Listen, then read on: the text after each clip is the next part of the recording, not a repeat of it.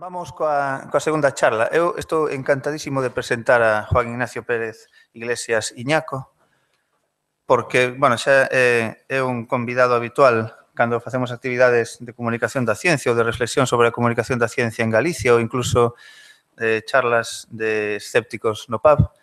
E últimamente pois ten vido bastantes, pero hoxe ven realmente para reflexionar, que é unha das cousas que lle gusta moitísimo facer a Iñaco, reflexionar sobre a comunicación da ciencia e transmitir as súas ideas, que suelen ser bastante contundentes e interesantes. É bastante complicado definir a unha persona tan poliédrica como Iñaco, simplemente, rapidamente. Ele é científico, fisiólogo, despois de dedicarse á ciencia tamén se dedicou á política universitaria, foi vicerrector e despois rector da Universidade do País Vasco. E despois de ser rector da Universidade do País Vasco, pois dedicouse ao que se dedica agora, entre outras cousas, que é pois a comunicación da ciencia coordinando a Cátedra de Cultura Científica da Universidade do País Vasco, que fai unha cantidade de cousas extraordinarias. Como creo que vas a falar das cousas que facedes, pois non me paro con eso, pero aparte deso, pois, por exemplo, articulista no diario Deia, todas as semanas publica un artigo en Deia, como me comentaba antes, pois unha semana é sobre política e outra sobre ciencia, algo que tamén comentamos no informe, a necesidade de que existan articulistas na prensa, así que existan en todos os xornais pois xente dedicada a reflexionar sobre a ciencia. É membro do Consello de Administración da Televisión Vasca, e é membro tamén, algo moi interesante, que da Academia das Ciencias, das Artes e das Letras do País Vasco, esa interacción entre as ciencias e as humanidades que é importante sempre que exista entre as persoas que nos dedicamos á ciencia ou á comunicación da ciencia. E el o que nos vai a facer é contarnos como é posible desenvolver unha cátedra con tantas actividades e dar lugar a toda esa playa de eventos que agora facedes. Así que nos vai a falar o título da súa charla é A Cátedra, unha axencia de axitación e propaganda científica. E creo que vas a falar de pé, verdad, Iñaco? Sí, entonces eu paso para ali. Si es posible, sí. Sí, no sé si es posible, sí. Sí.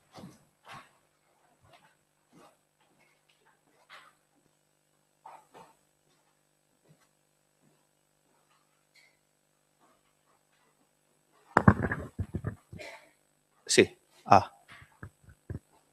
Gracias, Urso. Prefiero hablar de pie porque,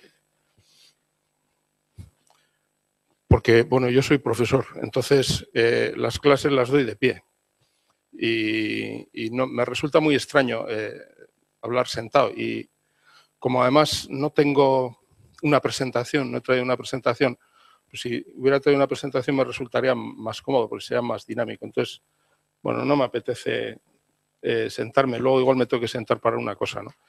Bueno, antes de entrar en materia quería decir, bueno, Surso ha aludido al hecho de que he venido más veces a Galicia y lo cierto es que, bueno, yo he venido a Galicia desde mediados de la década de los 80 realmente, porque yo trabajaba con bivalvos. Entonces, en el País Vasco los bivalvos son unos animales anecdóticos, pero en Galicia no. Y entonces aquí había interés por colaborar con nosotros y empezamos a venir. Eso me aficionó a venir. Uno se aficiona a ciertas cosas, también a visitar ciertos sitios, y yo me aficioné a venir a Galicia. Y me aficioné a comer ciertas cosas y a beber ciertas cosas, y esto hace que en Galicia tenga un poderosísimo efecto atractor sobre mí. Bueno, está dentro del terreno patrio al que digo ascribirme. Esta era la primera cosa. Y la segunda, bueno, yo voy a contar un poco. Bueno, entonces estoy muy agradecido. Esto es lo que quería decir al Consejo por haberme invitado, porque, claro, como Galicia ejerce este efecto de atracción, pues entonces cada vez que me invitan estoy agradecidísimo y lo digo con toda sinceridad.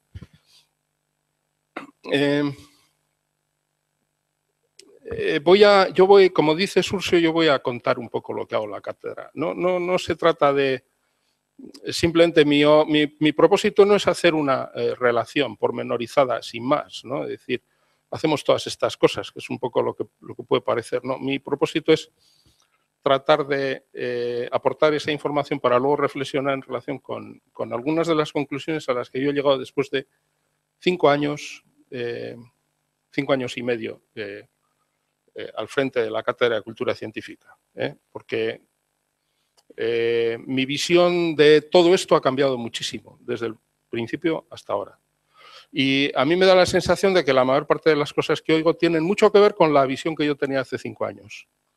Entonces, me interesa transmitir la visión que tengo ahora, porque es muy distinta. Suso se ha referido a mis opiniones como contundentes, que es un eufemismo que le agradezco porque podría haber utilizado otros calificativos menos compasivos, ¿no? Bueno, la cátedra yo necesito mi chuleta porque tengo muy mala memoria, cada vez la tengo peor. Yo tengo que mirar todo lo que voy a decir. Bueno, la cátedra se crea en el año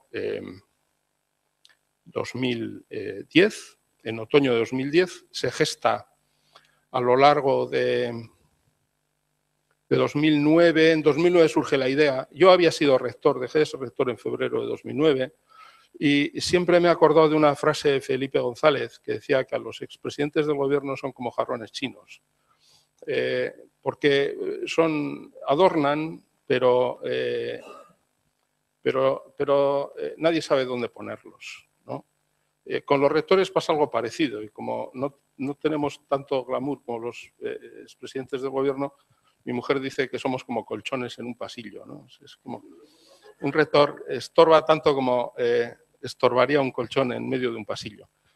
Y por lo visto alguien debió pensar en la Universidad del País Vasco que yo era una especie de colchón en un pasillo y pensó dedicarme a algo útil. Y entonces no sé muy bien de qué forma, y esto lo digo en serio, empezaron a pensar en qué podía ser eso útil y a alguien se le ocurrió que nuestra universidad no tenía ninguna entidad propia dedicada a la difusión social de la ciencia. Su servicio de comunicación o su oficina de comunicación se dedicaba fundamentalmente a tareas más institucionales, aunque también lógicamente informaba de la producción científica de la universidad, pero no había ninguna entidad que hiciera un trabajo de divulgación científica, de extensión social del conocimiento científico con carácter general, no solamente lo que se refiere a la propia producción científica de la universidad. Y entonces pensaron que la herramienta adecuada para llevar esto adelante era una cátedra de extensión universitaria. Lo que ocurre es que las cátedras de extensión universitaria son entidades que en las universidades, para mantenerlas, necesitan recursos externos y había que buscar un patrocinador, había que buscar un mecenas. Y hablaron con la Diputación Foral de Vizcaya. Las diputaciones vascas son distintas porque son forales, entonces son las que recaudan impuestos y tienen bastante presupuesto. Aproximadamente manejan el 30% de los presupuestos de la Comunidad Autónoma Vasca. El resto se lo tienen que dar al Gobierno para que haga las cosas que le corresponde al Gobierno. Hay una distribución de competencias entre ambos y las diputaciones retienen una cosa que se llama capacidad de fomento y entonces, amparándose en esa posibilidad de capacidad de fomento, el Departamento de Cultura, que muy providencialmente estaba dirigido por una licenciada en química, porque en otro caso probablemente las cosas no hubieran sido igual. En la vida las casualidades tienen mucha más importancia de lo que la gente se cree. En este caso, al darse esa afortunadísima circunstancia, fue sensible a la propuesta que se le hizo desde la universidad y decidió aportar el dinero necesario para poder montar esta cátedra. Y era una cantidad de dinero generosa.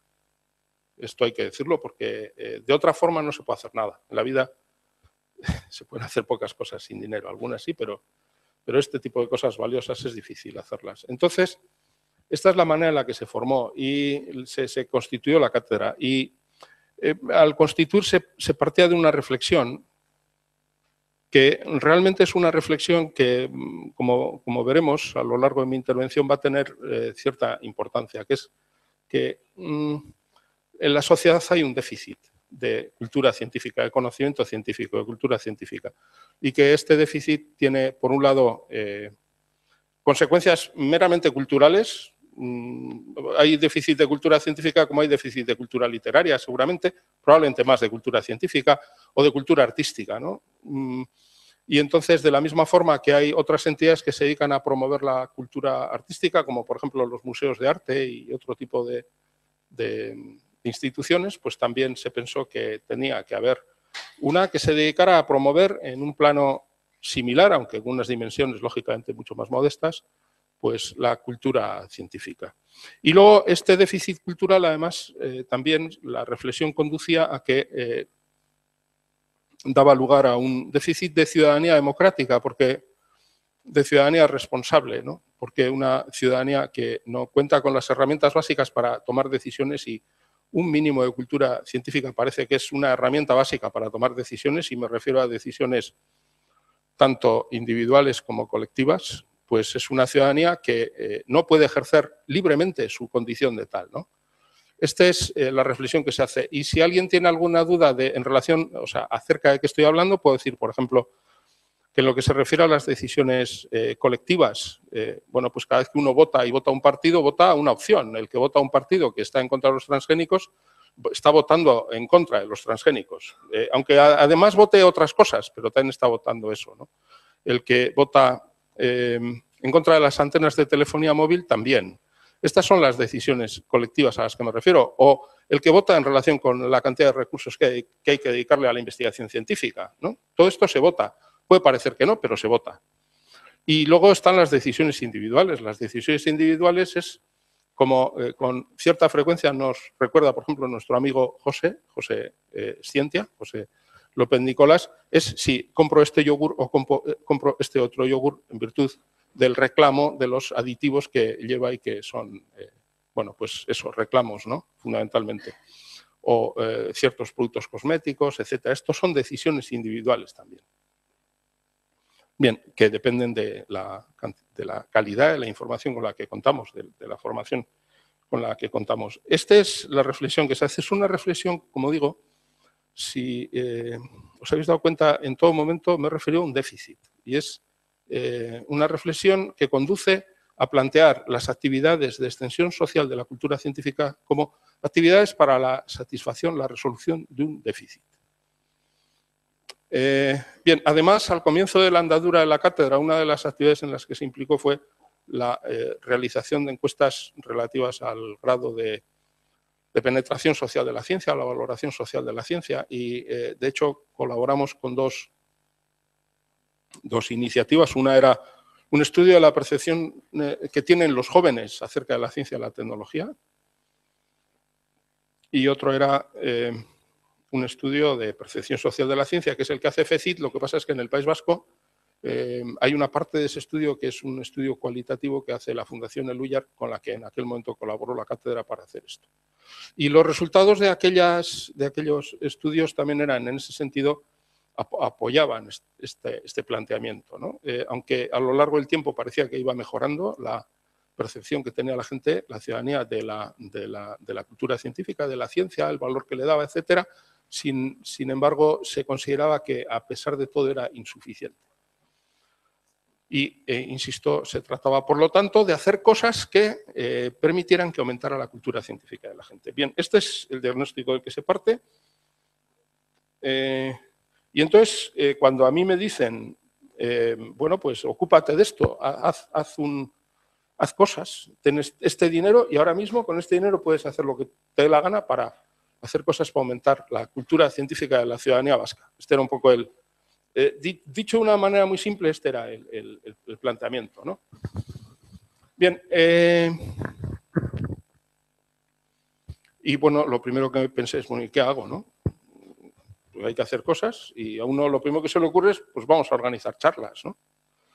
Y bueno, pues lo primero que empezamos a hacer es pensar, bueno, pues qué tipo de eventos de divulgación científica, podemos hacer que puedan servir y que sean útiles, etcétera. Entonces, bueno, pues así empezaron a surgir una serie de actividades y voy a resumir un poco las actividades porque ya me he comido un montón de tiempo con esta reflexión inicial.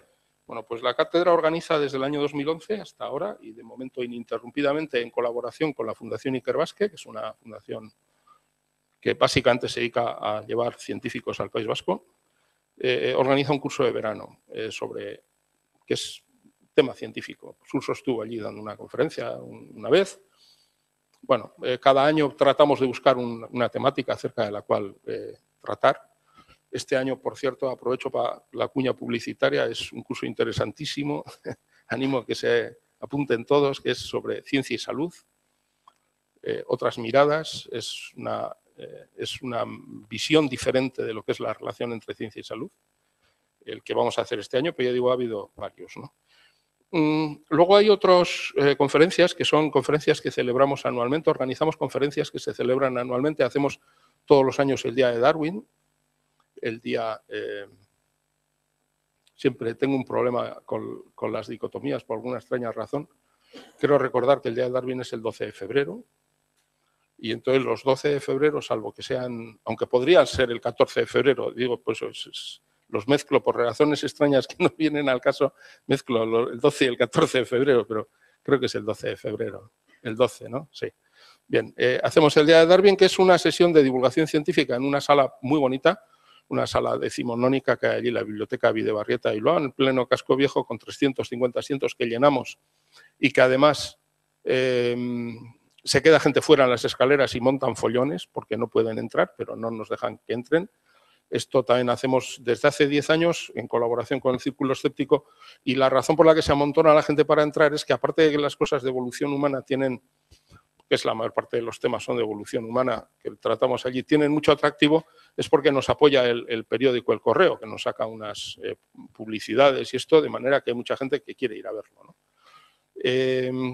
Esto llevamos, dice Gámez, que es la persona con la que organizo esto todos los años, Luis Alfonso Gámez, el periodista, muchos conoceréis seguramente, que llevamos 10 años haciendo esto. Yo pensaba que eran menos, pero él tiene mejor memoria que yo, o sea que tendrá razón. Y hasta el año 2015 hacíamos otra cosa, con un centro de investigación en matemáticas, el BECAM, que lo llamábamos Matemoción. Es unas conferencias en el mes de febrero o marzo, una conferencia sobre matemáticas, también con investigadores de alto nivel, normalmente. Bien, además de esto, durante unos cuantos años, entre 2010 y 2014, estuvimos organizando unos seminarios de comunicación científica, Suso también estuvo allí, en uno de ellos. Esto lo hacíamos con un instituto de biofísica, pero lo dejamos de hacer porque se nos acabaron las ideas. Así de sencillo. Y bueno, cuando se acaban las ideas, pues hay que dejar de hacer, hay que dedicar los esfuerzos a hacer otras cosas y había otras cosas para hacer. Y luego tenemos hemos hecho también otro tipo de ciclos de conferencias, no de frecuencia anual, sino de frecuencia mayor frecuencia. El primer año de la cátedra organizamos una cosa que llamamos coloquios escépticos. Bueno, recordaréis en la serie de televisión Escépticos ETV, probablemente algunos la habrán visto. Escépticos ETV se daba en ETV, en la cadena ETV, y era un programa que dirigía José Antonio Pérez, el director que luego ha hecho Órbita Laica, y que en cada uno de los programas, que creo recordar que fueron 12, trataba un tema de interés para el mundo escéptico. Pues un día podía ser la homeopatía, otro día podían ser otro tipo de terapias, otro día eran, no sé, las antenas de telefonía móvil. En cada episodio trataba una cosa de estas, ¿no? Entonces, esto dio lugar, luego lo comentaré también, esto dio lugar a una colaboración entre José Antonio Pérez y la cátedra que andando el tiempo ha resultado ser muy interesante y muy útil. Pero empezó en 2010 y empezó con estos coloquios escépticos. Cada uno de los coloquios lo que hacíamos era que emitíamos en la pantalla, en la sala donde lo celebrábamos, el episodio en cuestión y luego había un conferenciante que hablaba sobre ese tema y luego había un coloquio, por eso se llamaban así. y hicimos, creo que fueron 6 coloquios, una cosa así. Esto fue importante, no tanto por la repercusión que tuvo entonces, cuanto por las consecuencias que tuvo después, como digo, por la relación con José Antonio Pérez y con la productora que hacía aquel programa. Bien, luego hacemos otra cosa también, que es, esta es bastante importante. Empezamos, esto no recuerdo cuándo lo empezamos a hacer, pero ahora es algo que hacemos todos los meses. Damos unas conferencias, organizamos unas conferencias en un centro cultural en Bilbao, que antes se llamaba Alhóndiga, porque era una antigua Alhóndiga, que se reconvirtió durante 30 años, casi estuvieron en obras hasta que acabaron. Y ahora se llama Azcuna Centro, en honor al alcalde de Azcuna, que murió siendo alcalde y que fue el principal impulsor de este centro. Y estos ciclos de conferencias los llamamos Cienciatecas, y son Cienciatecas el programa, y son unas conferencias que se imparten allí en este centro y que tienen una frecuencia mensual. Cada mes organizamos una conferencia en castellano y ahora, desde hace 2 años, también una en euskera, hacemos en los 2 idiomas, digo, con carácter mensual, saltándonos 2 meses de verano. De manera que venimos a hacer del orden de 10 conferencias cada año en los 2 idiomas oficiales. Esta ha sido una experiencia muy interesante porque empezamos en una sala de 35 sillas, que era una sala que tenía unas paredes diáfanas de metacrilato dentro de una biblioteca. El entorno era bastante especial y era muy, muy agradable, porque uno estaba rodeado como de libros, de revistas, etcétera, y allí había alguien hablando a un pequeño grupo de personas y luego había un coloquio. Era bonito, ¿no? Lo que pasa es que empezamos a tener más afluencia que las 35 sillas permitían sentar y hubo que ir a otra sala, que fuimos a una sala de 100 asientos y luego después también se quedó pequeña y ahora hemos ido a una sala de 350 asientos, ¿no? Normalmente no tenemos más de 150 o 200 personas, pero el día que organizamos una charla sobre ébola quedó gente fuera, en medio de la crisis del ébola, ¿no? Entonces, bueno, pues hay picos, ¿no? También, pues cuando lo de Rosetta, la sonda, también hubo prácticamente 300 personas en la sala, una conferencia que dio un planetólogo que tenemos allí, Sánchez La Vega, que es bastante, bueno, tiene, no sé, 4 o 5 portadas en Nature, o sea, es un tipo que tiene cosas bastante potentes, ¿no?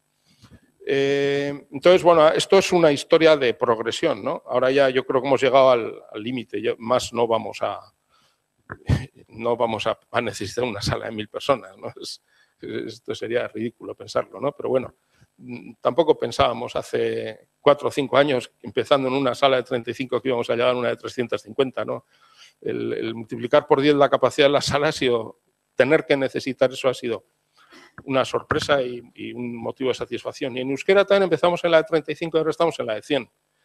Entonces, bueno, pues no sé, yo confío en que alguna vez llegaremos a la otra, pero bueno, ya veremos. En todo caso, es un programa que es también estamos muy contentos con él. Bueno, y luego hacemos otras cosas. Quizás el evento más por el que la cátedra es más conocida fuera del País Vasco es por Naucas Bilbao, ¿no? Esto también es una historia muy divertida porque, bueno, yo empecé a colaborar con Naucas, no recuerdo muy bien, con la plataforma Naucas en el año 2010, creo, o 2009, no me acuerdo, ahora no me acuerdo verdaderamente. Y en cierta ocasión uno de los fundadores de la plataforma pidió a los colaboradores que propusiéramos sitios para hacer un evento presencial. Y nadie dijo nada y justo se acababa de inaugurar en Bilbao un edificio de la universidad para este tipo de cosas, ¿no? Es lo llamábamos el Paraninfo, se llama Vizcaya Aretoa, o sea, la sala Vizcaya en euskera, y que tiene una sala de 450, casi 500 asientos, ¿no? Y era más o menos lo que querían Peláez. Estoy hablando de Javier Peláez. Y yo le llamé por teléfono y le dije, mira, tenemos esto, puede interesar. Y bueno, le mandé los datos, la información, y bueno, nos lanzamos, ¿no? Era una cosa bastante arriesgada, no teníamos ni la menor idea de cómo iba a salir. El evento consiste, muchos lo conoceréis seguramente, son 2 días de charlas de 10 minutos, 2 días enteros, desde la mañana a la noche, solo parando para comer y en algún descanso, media mañana, media tarde. Charlas en las que la gente no se aburre, porque si la charla no gusta, la siguiente charla lo más probable es que sí. O sea, como son tantas, al final acaban siendo 60 charlas, una cosa así, pues hay un poco de todo. Hay buenos y malos conferenciantes. Bueno, algunos dicen que no hay malos, algunos malos sí hay, siempre hay, pero no importa, porque solo está 10 minutos. Además, lo de que solo está 10 minutos es riguroso, porque tenemos en nuestro historial haber sacado a gente del escenario. En concreto, el primer año sacamos a Pérez Tupiñá del escenario porque se pasó, llegó a 11 minutos. O sea que es que si no, uno no puede mantener un programa de 30 charlas en un día si no es estricto con los 10 minutos. Esto es evidente. Y esto se emite por streaming y se graba y luego se difunde por internet. Al final acabó teniendo un impacto muy grande hasta el punto de que, por ejemplo, el último evento yo ya empecé a tener un verdadero miedo, y digo miedo, temor, porque la gente no cabía. El edificio se llenó, tuvimos que habilitar todas las salas del edificio. Hubo un momento en que había 900 personas en el edificio, siguiendo el evento por un canal interno, bueno, por streaming interno realmente, era streaming, pero proyectándolo en las distintas salas, ¿no? Esto realmente es, a corto plazo nos va a obligar a mudarnos a otro sitio, es evidente, pero ha tenido mucha importancia, ¿no? Bueno, hemos hecho otras cosas, como por ejemplo el Universo en un día, que lo hicimos un año, también fueron 12 charlas a lo largo de un día entero, recorriendo la historia del universo hasta el futuro, desde el origen hasta el futuro del universo. El año pasado hicimos Science Plus, que es un evento en el que se informaba a lo largo de 2 días y medio a la gente que empezaba en el mundo científico cuáles podían ser sus salidas, sus posibilidades. Tuvo repercusión hasta en medios chinos, nos llegaron referencias. Me he acordado por lo del panda, ¿no? La charla que dio Pedro Miguel Echenique quedó recogida en un medio chino, en chino, por supuesto. O sea, lo cual nos hizo bastante gracia que una cosa que organizábamos desde Bilbao pues tenía ese alcance, ¿no? Pero bueno, es lo que tiene Internet, decíamos antes, ¿no? Bueno, y hemos hecho más cosas. Luego volveré a algunas de ellas. Y publicaciones digitales. Iba a ponerlas, pero no las voy a poner porque si no me voy a alargar y no merece la pena. Yo creo que más son conocidas. Todo esto es una relación de eventos presenciales, ¿no? Que han ido teniendo cada vez más importancia, pero esto no se entiende, o sea, digamos que la repercusión que han tenido los eventos presenciales no se entiende sin el concurso de Internet en todo esto, ¿no? Y esto es una de las primeras consecuencias que yo he extraído. En 2011, creo que fue, empezamos a publicar el Cuaderno de Cultura Científica, porque la reflexión que hice fue, bueno, está bien, organizamos eventos presenciales para que la gente venga a una charla y atienda, etcétera, pero realmente sabemos que hay mucha gente que no puede venir, pues está en su casa por las razones que sea, y estoy hablando de gente de Vizcaya, no estoy hablando de gente de Santiago, por supuesto, la gente de Santiago no puede ir, pero es que la de Vizcaya tampoco. Ahora mismo el entorno metropolitano de Bilbao para esto ofrece muchas facilidades. La gente habla muy bien de Bilbao y de su regeneración y tal, por el efecto Guggenheim, ¿no? Pero realmente la regeneración y la revitalización de Bilbao se la ha proporcionado el metro. La construcción del metro ha puesto a 1 millón de personas a media hora una de las otras. Y esto es impresionante. O sea, los efectos sociales y culturales que tiene esto, y me sorprende que no se hayan hecho tesis doctorales acerca de ese fenómeno, porque eso es verdaderamente impresionante. Entonces, esto nos acerca mucho a la gente, los vizcaínos unos a otros, pero a pesar de todo sigue habiendo mucha gente que no puede ir. Yo pensé, bueno, pues esto hay que tratar de transmitirlo a través de Internet. Y entonces empezamos con el Cuaderno de Cultura Científica, que está Surso aquí haciendo de... Gracias, Surso. Pues eso, esto empezamos ya, este año hacemos 5 años y, bueno, no voy a detenerme. Ahora mismo tiene un tráfico tremendo. Es un medio con un tráfico muy importante. Pues eso, lo que dice su nombre, Cultura Científica. Luego empezamos a editar un medio en inglés. Lo de editar un medio en inglés era porque pensábamos que teníamos que tener una proyección internacional, que la cátedra tenía que ser conocida fuera de España y y porque queríamos poner el medio al servicio de la difusión de los resultados, o sea, de las investigaciones que se hacen, sobre todo en el País Vasco, pero también en el conjunto de España. Realmente eso de momento no lo hemos conseguido, pero es a lo que aspiramos. Porque sabemos y nos consta que los artículos, bueno, Mapping, estoy hablando de Mapping Ignorance es este medio. Los artículos que se publican aquí son artículos de lo que se llama research blogging, o sea, son trabajos de investigación que se presentan de una forma digerible a un público que no es el público normal y corriente de la calle, ya tiene que tener un cierto conocimiento científico y el propósito sobre todo es que en el mundo científico sea conocido ese trabajo.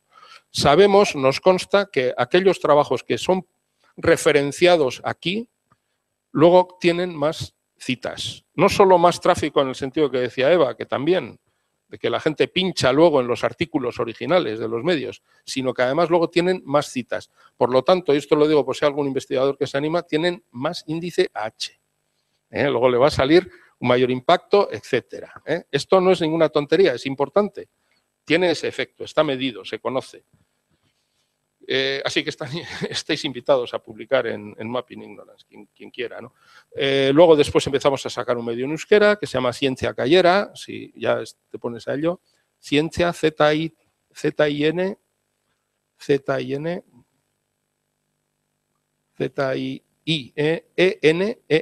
Ciencia, N-T-Z, I-A,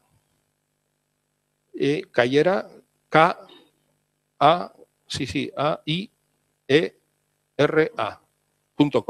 No, .eus, perdona. .eus, tiene el dominio eus. Bueno, este es el medio en el que difundimos cultura científica en euskera, que bueno, pues vamos a decir, algo parecido al cuaderno de cultura científica. De hecho, comparte algunos contenidos que se traducen. No todos, solo 2 artículos a la semana, si no recuerdo mal, son artículos que se han compartido desde el cuaderno. Y ahora creo que solo es uno. El que escribe César Tomé. Bueno, y luego a partir de mayo de 2014 empezamos a publicar Mujeres con Ciencia. La idea de Mujeres con Ciencia es una idea que se me ocurrió porque, bueno, pues yo creo que es por razones obvias, ¿no? Pues porque hay la actividad científica de las mujeres tiene poca visibilidad. Y entonces una manera de darle visibilidad era dedicarle un medio específico, especializado en este tipo de información, que es, bueno, pues se supone que sirve para dar cuenta de trayectorias científicas de mujeres, en fin. El medio lo edita Marta Macho, no he dicho antes, cada uno de estos medios lo edita una persona, el cuaderno de cultura científica y Mapping Ignorance los edita César Tomé, Ciencia Cayera lo edita Usune Martínez y Mujeres con Ciencia lo edita Marta Macho. Y bueno, luego también introduce efemérides, en fin. Y bueno, ya finalmente los últimos productos que hemos puesto ahí, uno es un agregador de blogs de ciencia que se llama Cienciasfera. La dirección es cienciasfera.org y ciencia.info. No se puede. Bueno, quítale la E. Igual la E del medio hay que quitársela. Igual es Cienciasfera. Sí, eso es. Es un agregador de blogs de ciencia. No están todos los blogs que nos solicitan estar porque les tiene que dar el visto bueno César Tomé. César Tomé tiene que dar el visto bueno para recoger el blog ahí. De alguna manera es como decir que el blog tiene que tener un sello de calidad. Y luego tenemos está organizado por temas, como se puede ver ahí. Y luego tenemos ciencia.info, que es un medio que, bueno, ahora mismo lo tenemos un poco, es ciencia escrito con euskera, Suso. Z, sí, no era ese, es Z, no, tzia.info, sí, eso es. La base se llama así. Bueno, este es un agregador de noticias. Publicamos muchas cosas de SYNC, por ejemplo. Es uno de los medios que aparece ahí prácticamente todos los días, pero salen cosas en inglés, en castellano y en euskera. Es una manera de tener acceso a un panorama general, diario, de lo que se está publicando en el mundo en ciencia, no en ciencia dura, o sea, no en medio científico que publica investigación, sino lo que sale en los medios de comunicación, por así decir.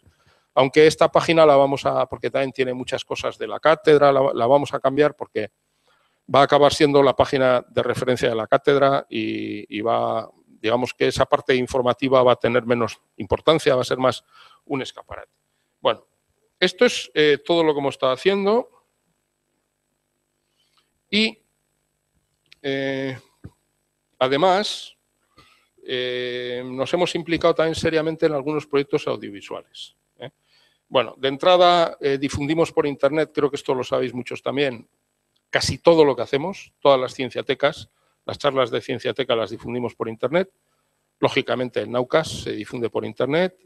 En su momento también se difundió pues, el universo en un día, Science Plus, prácticamente todo lo que hacemos lo difundimos por internet. Este es un elemento muy importante, la combinación de los eventos presenciales y su difusión por internet tiene unos efectos multiplicadores muy importantes. Es una de las conclusiones a las que hemos llegado. Hacemos también divulgación en radio, en euskera, en algunas emisoras en euskera en el País Vasco y también por ejemplo, en Radio Euskadi, en Onda Vasca, las emisoras euskera, castellano, o sea, vamos distintas personas y a participar en distintos programas, pues la mecánica al caracol, por ejemplo, que es un programa que yo creo que se conoce también bastante fuera del País Vasco y bueno, ahí hacemos bastante trabajo. La cátedra, junto con la Fundación Euskampus, ha producido una serie sobre 6 científicos que se llama Ciencia en Primera Persona, que son vídeos de 10 minutos, donde se les coge a lo largo de un día de su vida y se les sigue, se habla con ellos, en fin.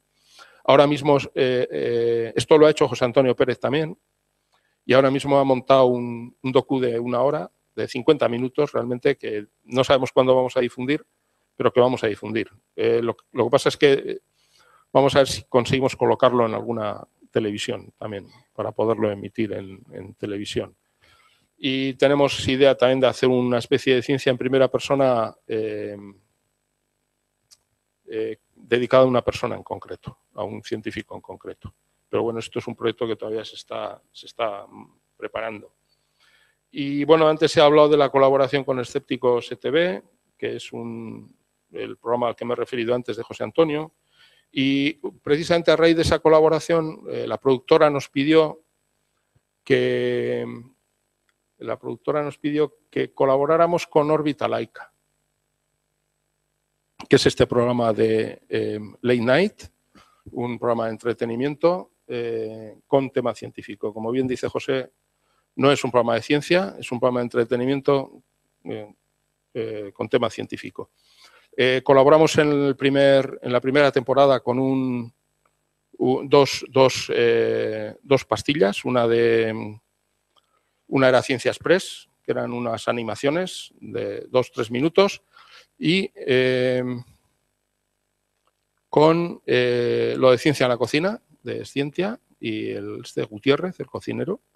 Y luego en la segunda temporada con Ciencia Express, que cambió el que hacía la animación, y con lo de Una de Mates.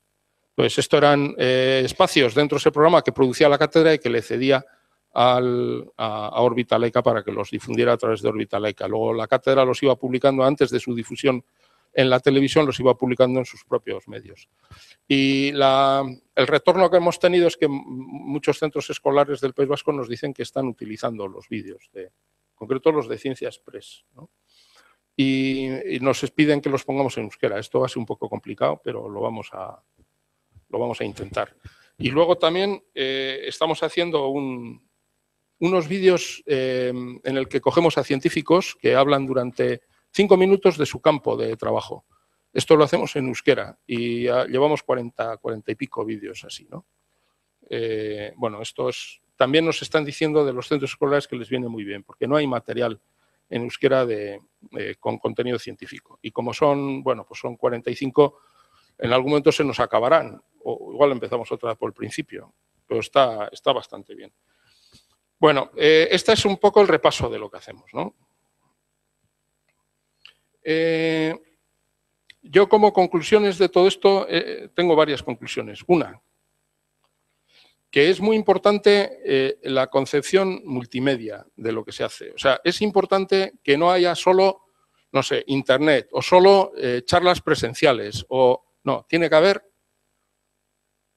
hay que combinar todo esto, hay que ir a la radio, hay que estar en televisión, hay que hay que trabajar en internet, hay que organizar charlas. O sea, ¿por qué? Porque los efectos de todo esto se multiplican. O sea, los efectos de una cosa y de la otra se multiplican. O sea, tiene el hecho de estar en varios medios hace que lo que hay en cada uno de ellos en particular aumenta con relación a lo que sería que no estuvieran. O sea, esto no lo he medido, pero es una percepción. Y creo que es una percepción válida. Otra, todo lo que hago, y digo hago, todo lo que hacemos, todo, prácticamente todo, lo hacemos con aliados. Todo, no hacemos nada solos. Dependiendo de lo que se hace, el aliado es uno o es otro. El aliado puede ser ETV. Por ejemplo, esto de retransmitirlo todo a través de Internet es porque a ETV le interesa alimentar su canal de televisión a la carta con materiales que no son solo lo que hace la propia televisión. Es por esto. Claro, a ellos les interesa. Esto es un gano-ganas. A nosotros también nos interesa. Claro, aquí hemos tenido mucha suerte, porque podían habernos dicho que no. Cuando les llamé y les dije, oye, queremos que nos hagáis este trabajo, que lo retransmitéis por internet, que lo grabéis, que lo pongáis en la plataforma. La respuesta de la persona que estaba al otro lado del teléfono fue, sí, nos interesa. ¿Por qué? Porque queremos alimentar el canal, queremos que el canal sea de servicio público y queremos alimentar el canal con materiales que no solo con materiales producidos por la casa, o sea, completamente. Esto es muy importante. Naucas es un aliado, la plataforma Naucas es un aliado, es otro aliado. Naucas Bilbao no se concibe sin esa alianza. Alhóndiga, o sea, Azcuna Centro es otro aliado. A ellos ponen el local, ponen el personal que pasa al micrófono, ponen la infraestructura técnica. Nosotros ponemos la persona que da la conferencia y organizamos el programa. Es otro gano-ganas. Y si hago un repaso, bueno, la productora que hace Laika, la contribución que nosotros le hacemos, a nosotros nos sale muy barata. No pagamos a precio de coste, realmente, porque la propia productora pone parte del dinero. A ellos les viene bien porque les ayudamos a cubrir esa parte de la producción. A nosotros nos viene bien porque le da una difusión tremenda a un producto que hacemos nosotros. Entonces, todo, absolutamente todo hay aliados. Todo lo hacemos con alguien más. Esto, si no, no podría ser, ¿no? Y luego otra cosa que es muy importante es que, y lo estoy comprobando también con otra cosa de la que hablaré al final, es que, por ejemplo, lo de Naucas yo en algún momento lo he descrito como una confluencia de una iniciativa que, en fin, utilizando un término un poco pedante, es bottom-up, con otra, que esto es Naucas. Naucas es una iniciativa bottom-up, o sea, es algo que surge de la gente que es aficionada a estas cosas y que acaba emergiendo y teniendo mucha importancia, con otra que es la cátedra, que es todo lo contrario, que es top-down. El encuentro entre una iniciativa bottom-up y otra top-down ha resultado muy fértil, ¿no? Creo que este es un modelo aplicable a muchas otras experiencias. Algo parecido creo que vamos a acabar haciendo seguramente con la gente de Big Bang. Hemos empezado a colaborar con la gente de Big Bang, que no es tan claro lo del bottom-up, pero también lo es, porque al fin y al cabo surgen del concurso FameLab. Todo esto son los ganadores o participantes en el concurso FameLab, finalistas del concurso FameLab, se asocian, montan una empresa, pero es así, es gente aficionada, como quien dice, que acaba montando una empresa y se encuentra con una entidad, que en este caso es una cátedra universitaria, que está interesada en colaborar con ellos. Ellos están interesados en colaborar con nosotros. El resultado de esa colaboración está dando frutos, ¿no? Por lo tanto, esa es otra de las conclusiones. Bueno, ahora mismo, si a mí me preguntan, ¿habéis cubierto los objetivos iniciales, esos a los que me he referido al principio? ¿Ha contribuido la cátedra a aumentar la cultura científica de la ciudadanía vasca? Yo diría que no. No, no significativamente. Y decir lo contrario creo que no sé si tendría mucho sentido. ¿Es ese el objetivo que tiene que cumplir una entidad como la Cátedra de Cultura Científica de la Universidad del País Vasco? Pues ahora no lo tengo tan claro, pero creo que no. Creo realmente que no. Y entonces esto me lleva a la reflexión. ¿Por qué hacemos todo esto? O sea, hay una razón para hacer todo esto. Si resulta que dices que no has aumentado la cultura científica de la gente, una cátedra que se llama Cátedra de Cultura Científica, ¿para qué haces todo esto? Bueno, hay una parte en la que digo que no, pero es que sí. La ciencia tiene un público. La ciencia tiene un público. Hay mucha gente aficionada a la ciencia. Quien va a las cienciatecas, a las charlas de cienciateca, son aficionados a la ciencia. Por eso van. No estoy aumentando significativamente su cultura científica. Algo quizás sí. Pero realmente, si no lo hicieran yendo a esas charlas, lo harían leyendo en internet algo o viendo algo. En fin, hay productos para satisfacer esa necesidad. La cátedra puede ayudar. Ayuda, sí. Pero bueno, tiene un efecto muy importante. Se calcula que aproximadamente el 15% de la gente está interesada en temas de ciencia y tecnología. Los estudios de FECIT dicen esto. ¿Se justificaría una cátedra así para atender las aficiones del 15% de la población?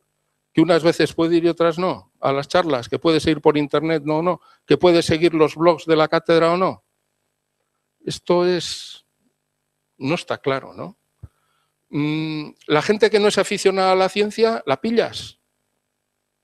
Pues hombre, la pillas a través de un programa de radio, porque conecta la radio y te oye y estás explicando por qué el pingüino emperador se reproduce a 60 kilómetros de la banquisa, por ejemplo.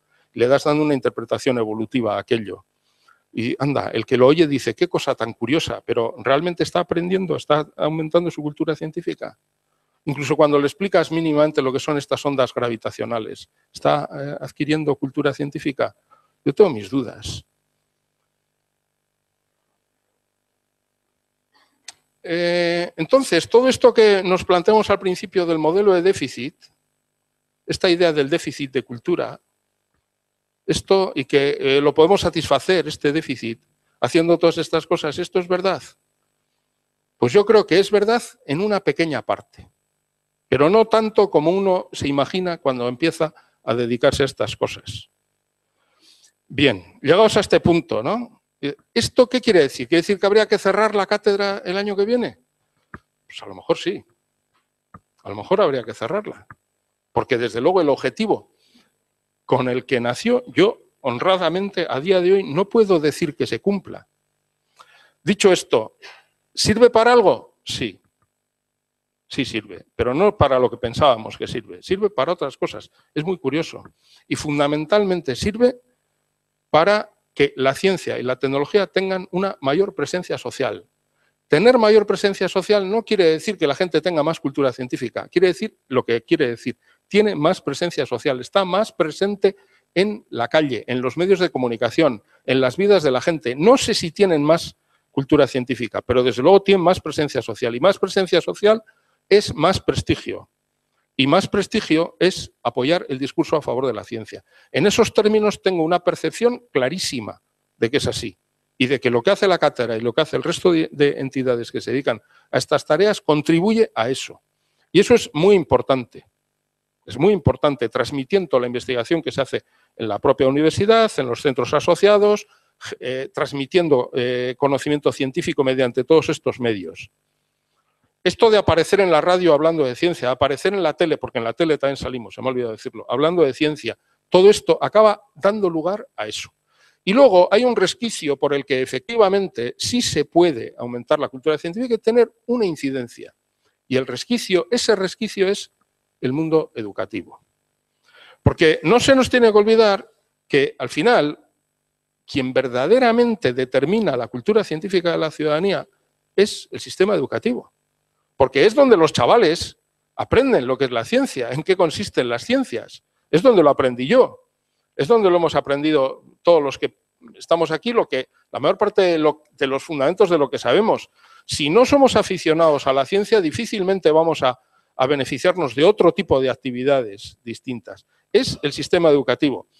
Y, claro, en la medida en la que las cosas que hacemos llegan a través del profesorado hasta los estudiantes, en esa medida sí tiene impacto lo que hacemos. Pero eso no es ni muchísimo menos lo que pensábamos al principio. Es otra cosa. Es otra cosa. Y esto, lógicamente, también te debe llevar a orientar las actividades de acuerdo con esa otra cosa. Esto es una conclusión también a la que he llegado. Y esa es la razón por la que ahora hemos entrado a colaborar con Big Bang en Locos por Ciencia y Fundación Telefónica. 2.000 chavales yendo a monólogos científicos allí entre Bilbao y San Sebastián no es ninguna tontería, porque además salen encantados. 2.000 chavales, eso es más efectivo, es mucho más efectivo, porque además los pillas en un momento en el que son mucho más receptivos y donde puedes generar un interés donde a lo mejor no lo había. Esto por una parte. El concurso de Ciencia Clip que hemos lanzado de vídeos para estudiantes de instituto, nos hemos quedado asustados. 200 vídeos se nos han presentado. 200 vídeos, muchísimo más de lo que nos imaginábamos. Yo pensaba con 60, 70 vídeos ya hemos cubierto objetivos. Hemos llegado a 200 vídeos. Claro, es el primer año. El año que viene igual llegamos a 300 o 400 vídeos, no tengo ni idea.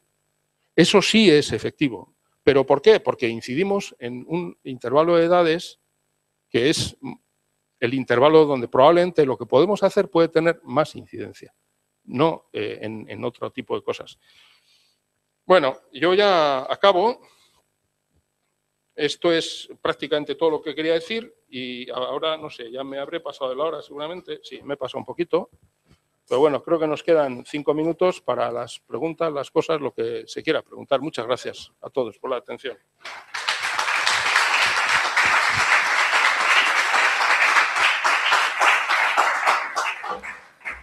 Gracias, Iñaco.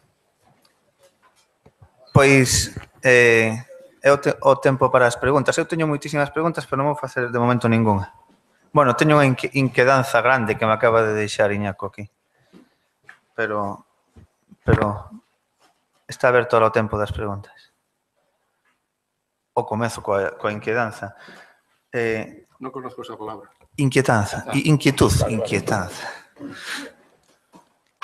El objetivo principal de lo que os habíais propuesto en un principio entonces no está cumplido, pero es realmente el mismo objetivo de todos los otros que hacemos distintas actividades de divulgación de la ciencia, aunque no sean las mismas que las vuestras. Entonces, ¿qué quiere decir eso para todos los otros que hacemos, todas las otras actividades de comunicación y de divulgación de la ciencia? ¿Es tan complicado el aumentar la cultura científica de la sociedad?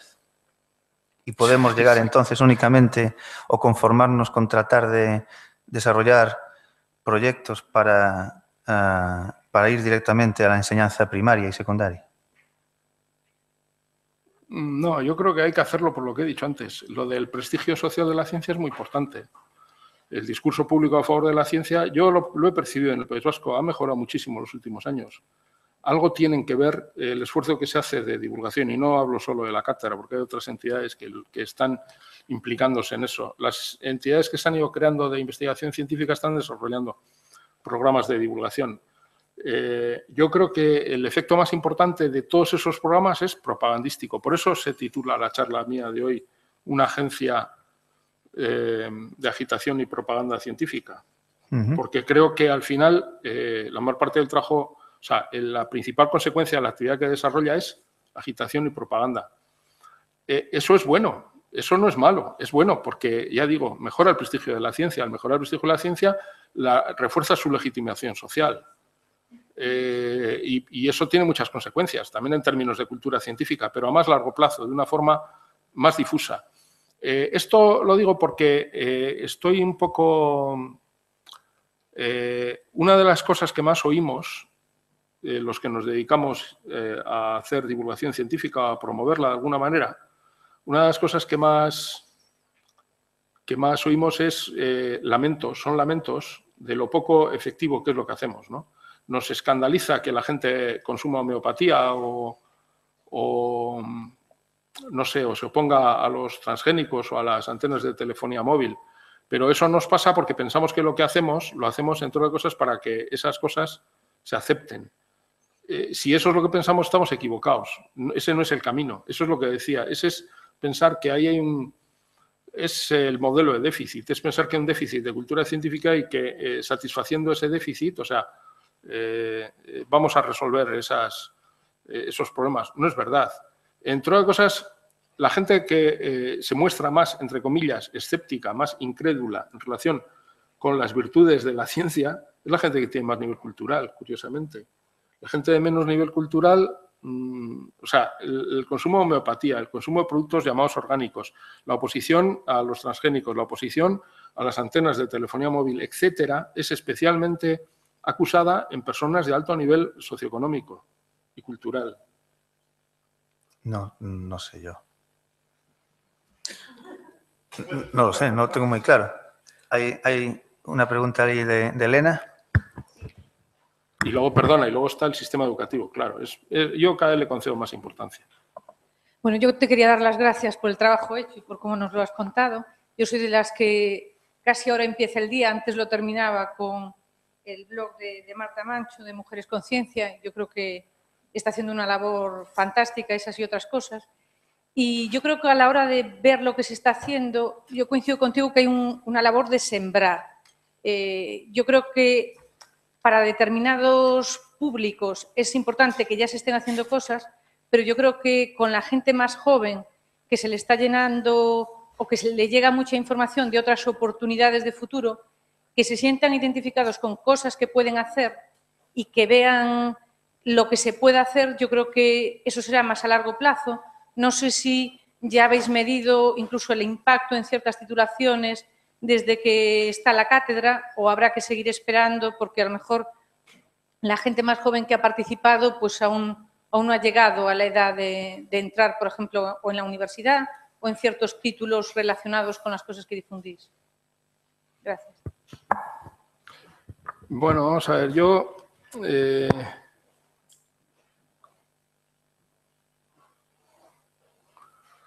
realmente, bueno, has utilizado el término impacto. Esto lo hablábamos ayer, Suso y yo. Yo creo que no se puede medir el impacto de estas cosas.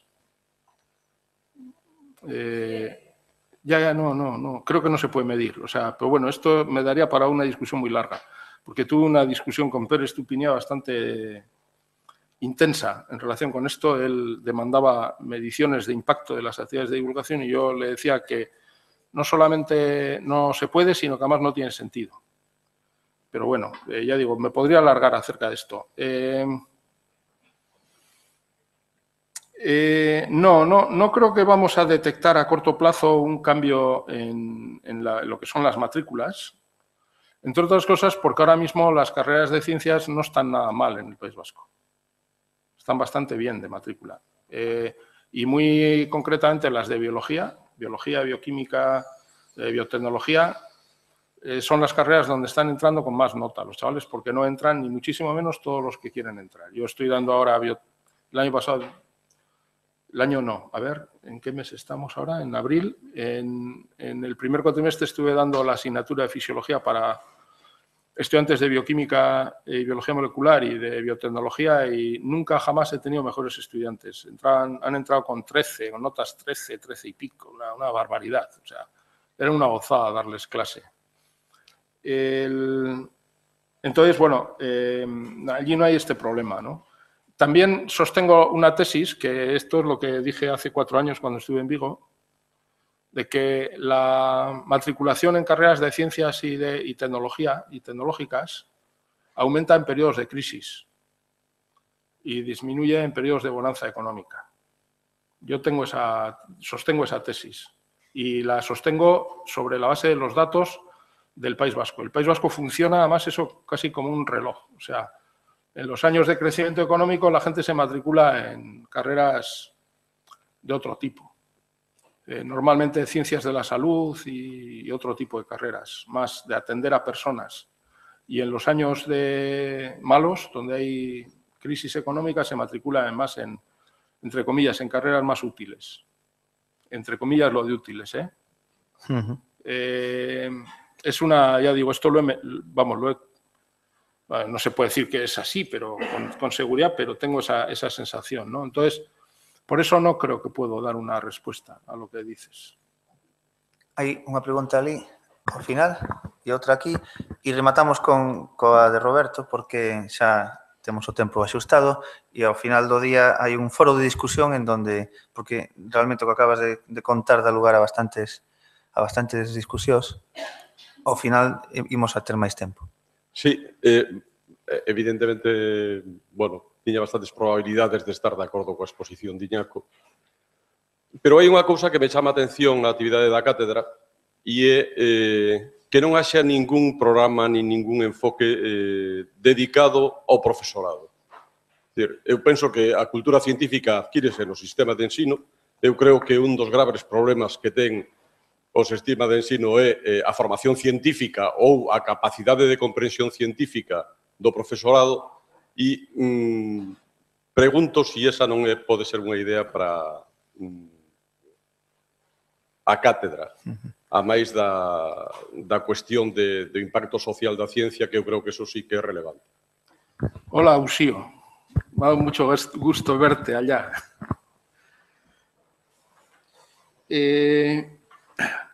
Pues sí, tienes toda la razón. De hecho, esa es una de las reflexiones, cuando he hablado de la importancia del sistema educativo, es porque hace un par de años, cuando empecé a ser consciente de eso, ya me costó. Esto hay que decirlo, ¿no? Sí, sí. No, es verdad, me costó, pero me costó 3 años, pero lo empecé a ver hace 2 años y pensé, claro, si resulta que la vía para mí más evidente de incidencia en la cultura científica de la población es el sistema educativo, mi objetivo principal ha de ser el profesorado. Bueno, y tengo que empezar a pensar en qué hacer. Y he empezado a pensar, pero solo he empezado. Quiero decir con esto, me he animado antes a hacer todo esto de los monólogos científicos, lo de los vídeos, etcétera, porque me ha parecido que era más fácil, más factible, y he hablado con los cargos políticos del Departamento de Educación, o sea, con la directora de Innovación Educativa en concreto, que depende de la viceconsejera de Educación en lo que es el Departamento de Educación, Política Lingüística, Ciencia, bla, bla, bla, bla, del Gobierno vasco, porque quiero quedar con ella para ver qué cosas se pueden hacer. También debo decir que soy, por un lado, me da mucha pereza, esto me da mucha pereza, porque tengo la sensación de que no es fácil incidir en el mundo educativo en concreto. Pero efectivamente es el déficit claro que tiene la cátedra de actuación, es ese. Y es algo acerca de lo que hay que pensar y acerca de lo que tenemos que hacer cosas. Pero no tengo claro exactamente qué, porque estoy en relación también con lo que se llaman los berritzegunes. Berritzegunes, las unidades de innovación que están en todo el territorio. Estoy hablando con los responsables de los berritzegunes, responsables de ciencias, y he colaborado en algunas cosas, pero no acabo de tener claro qué es lo que se puede hacer. Ya digo, me parece un entorno difícil, particularmente difícil. Pero se hará, ¿eh? Se hará. Última pregunta muy breve. Aquí, a Roberto. Si puede ser, Roberto, breve. Y breve la contestación. Sí, yo agradecer, bueno, para mí fue una charla inspiradora y creo que hace un trabajo maravilloso todo lo que está haciendo desde los últimos años. Discrepo de una cosa, usted dice que en el tema social, que llegan a la sociedad pero que no aumenta la cultura científica. Yo creo que sí la aumentan en la medida de las posibilidades. Ya Surso apuntó algo al principio o antes. Cualquier persona que lea una noticia científica, que se escuche la radio, que vaya a un evento de ciencia, aumenta su cultura científica. Si no la aumenta, pues ya será otro problema. Pero para mí es así. Y después es mi opinión. Y después otro punto relacionado con los medios. Usted dijo que hay que llegar a todos los medios y tal, hablan de la televisión.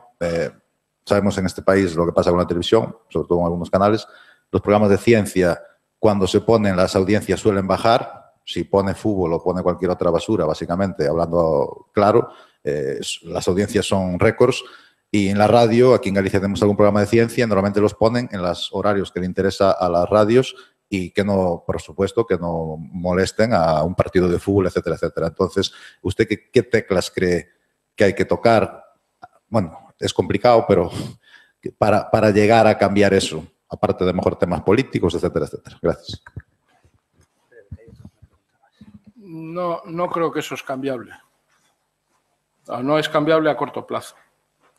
En todo caso, puede haber a largo plazo, con este trabajo se puede... A ver, yo soy optimista. Soy optimista porque yo creo que las cosas en el mundo mejoran. En general. Y en España mejoran. Lo creo. Solo creo que hace falta tiempo. Pero no creo que hay nada que se pueda hacer. El fútbol seguirá siendo el opio del pueblo durante decenios. O sea, esto no hay quien lo cambie. Es inútil. No, al respecto no tengo una respuesta, vaya. Y una micro pregunta, super micro fast pregunta. Ni siquiera es pregunta, es solo para que después nos acordemos de comentarlo. Citabas pereza, hablaban de la imposibilidad de medir impacto y sobre todo estuviste todo el rato con el tema del déficit, ¿no? El modelo de déficit cognitivo para afrontar la divulgación científica. Yo creo que ahí está el meollo de la cuestión. Sí. O sea, dentro de ese modelo toda una enorme pereza y todo resulta muy difuso a la hora de medir. Pero es que hay otros modelos. Y no sé, solo por apuntarlo. Hoy, sí, en educación y divulgación de la tecnología, hay cosas que están yendo de fábula y que renuncian a al modelo de déficit y se basan en el modelo de apropiación. O sea, la ciencia es nuestra, la tecnología es nuestra, la aplicamos, la utilizamos, la desarrollamos. Solo no, además, voy todo a perfecto. una micro respuesta. Estoy de acuerdo con eso, pero hay que desarrollarlo. Y yo no lo he empezado a desarrollar desde la cátedra. Esta es la cuestión, así es claro. Vale. Mil gracias, Iñaco.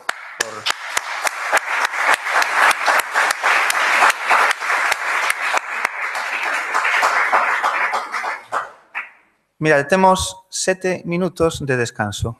Ás 12:30 imos presentar este informe e xa me enviaron un correo agora de que xa se pode descargar. Ás 12:30 xa vos vemos aquí o informe e xa o podedes descargar esta versión en PDF. Ás 12, en 7 minutos.